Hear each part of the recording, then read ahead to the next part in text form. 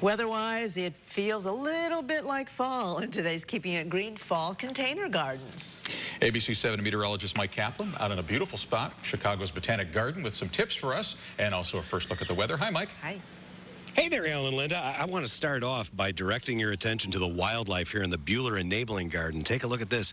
Okay, grasshopper, snatch the pebble from my hand. That's a live grasshopper. Trust me, it's not one of the props we put out here on the Cottoni Asters. Here in the Goehler Enabling Garden, lots of things are blooming. We've got some gorgeous cleome over here, the black and blue salvia, but we're here to talk about fall plants. And Jose, my photographer, has taken some pictures of some of the things that you might be considering putting in a pot right now. Things like peppers and asters and mums and violas and pansies. And definitely you want to get some of that fall color into your garden now. But before you go picking out your plants, you're going to go to the store, you got to start thinking about soil preparation and where you're going to put that plant. And that's where Jess Goehler is going to give us some early tips right now. What kind of things should we be doing now to get those fall containers ready?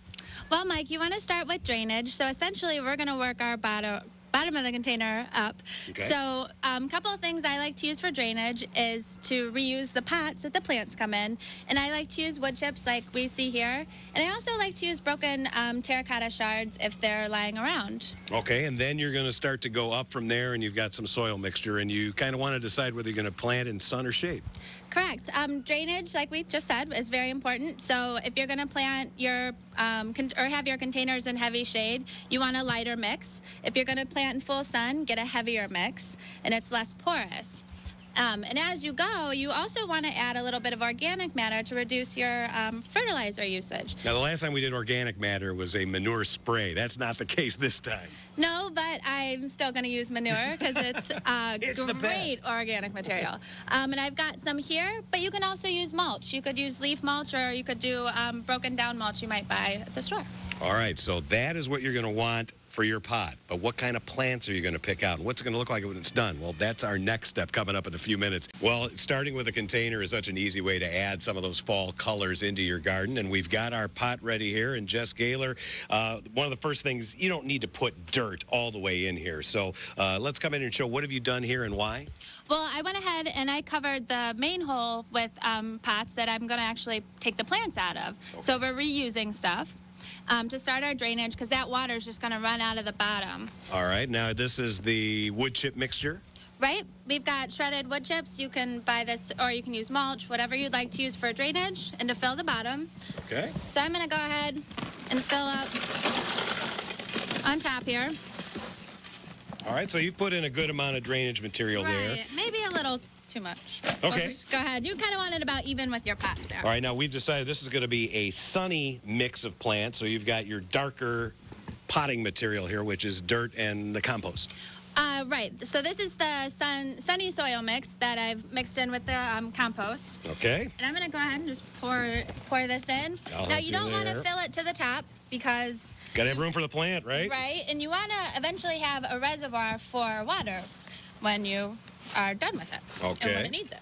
So about that much, you know. All right. And do we want to make our little reservoir now to put the mum in, or are we good? Well, you could make a little divot in the middle. Okay.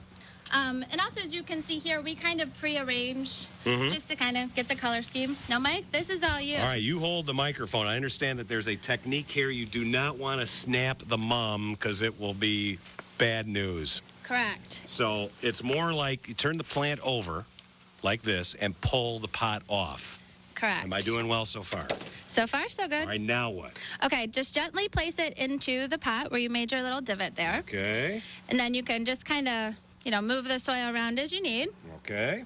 So you've set it in gently enough that it's not going to crack. Mums are very fragile and will just crack in the middle, and the poor thing's a goner. Nothing sadder than a cracked mum. All right, then we're going to come in. We're going to add some additional plants here in a minute, right? Right. Okay, we'll put some lower things, and we also got some taller things, but at least the mum is in there. Our anchor plant has landed. Hey there, guys. We have done a little bit of work while you were away on our fall container garden. And Jess, what are the plants that we put in here?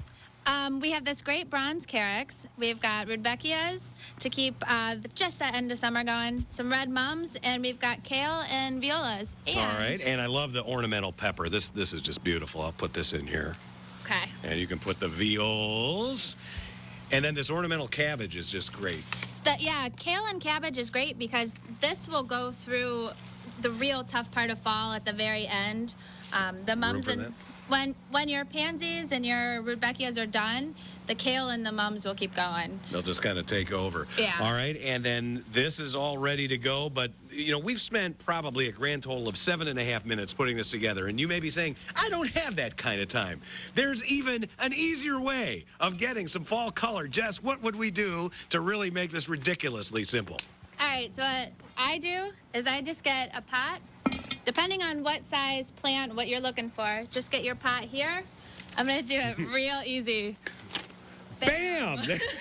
There it is. There you go. Hey, it looks perfectly fine. You know, you've got something here. It's a little more complicated. Took a couple minutes, but that's a great presentation too, right? Exactly. And everything's in. You give it some water, and you're good to go. Deadhead as needed, and there you go.